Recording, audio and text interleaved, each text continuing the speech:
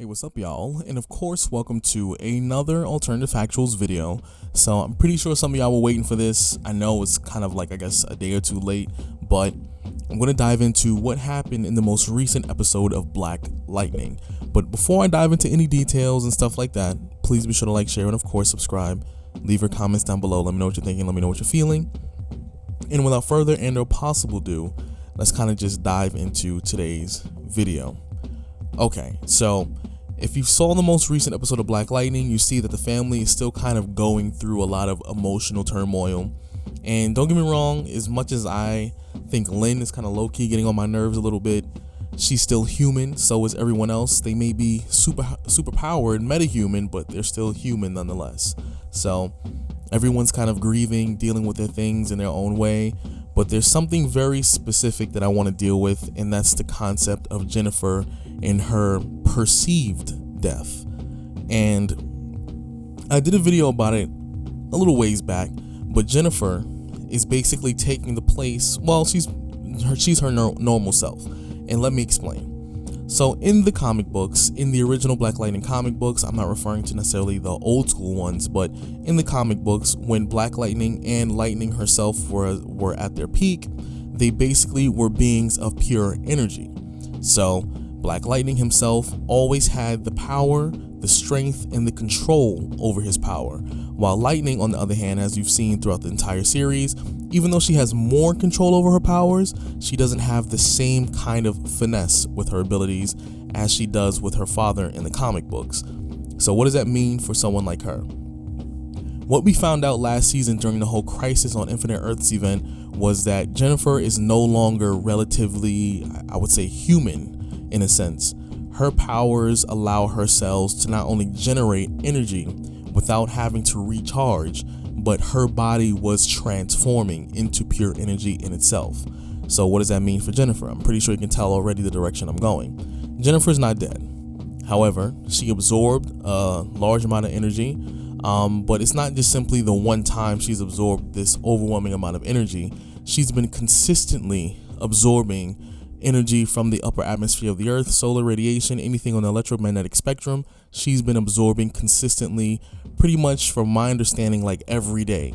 So her cells have just been oversaturated with this external energy of her own, and she hasn't given her body enough time to not only take in that energy, but acclimate and make sure that energy is in regulation with the rest of her body's energy.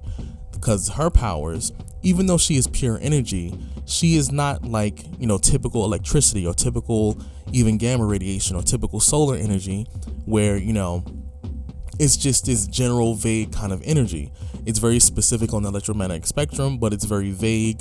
You can kind of turn it into anything.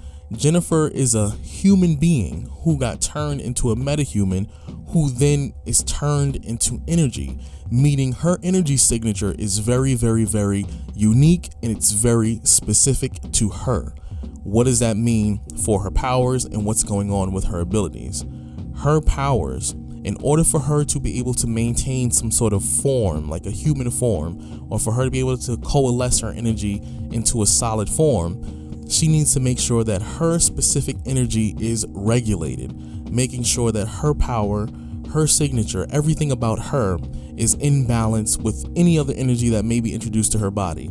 So what's been happening to her the last few episodes, or since the beginning of this season, since she's been absorbing energy at an overwhelmingly crazy rate, is that she's been introducing external energy, and not just every once in a while, she's been absorbing it at an overwhelming rate, meaning her energy was no longer the dominant energy in her solid form. And eventually, it seems like it was overwhelming her system, it was overwhelming her energy signature, and eventually she dispersed.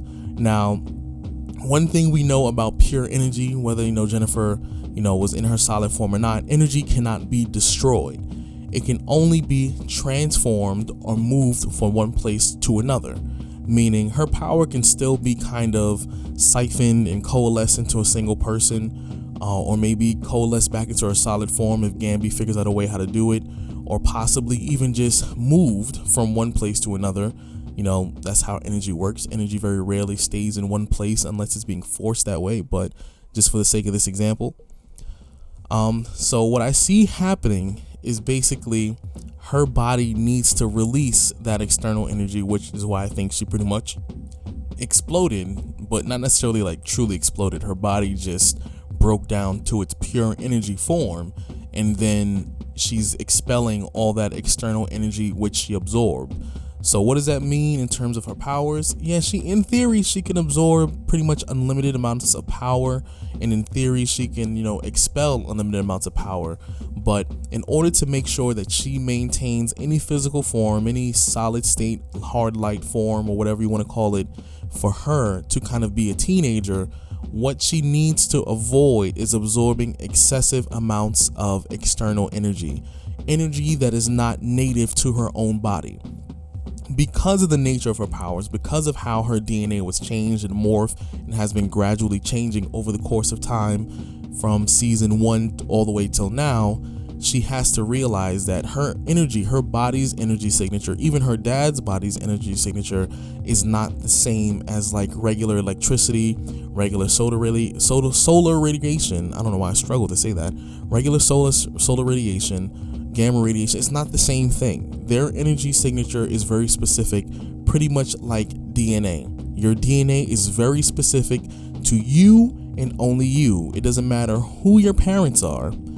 I don't care if you can have similar energy signatures, but it's never going to be exactly the same, especially between like Black Lightning, for example, and Lightning. So I'm pretty sure there are a few people out there wondering what happened to Jennifer. Why did she explode? Why did her energy just seem to disperse, and what happened to her physical form? Well, I'm pretty sure that's what it was. Just too much external energy overwhelmed her, and her body pretty much had to disperse that alien energy from its native kind of energy, and now it's kind of out there floating around, and eventually she'll probably be able to pull herself back together, or someone else can harness that energy and pull them back together. Probably Black Lightning could. He can cause his powers to kind of give off this kind of charge, which can cause Jennifer's energy to kind of coalesce back into a single form.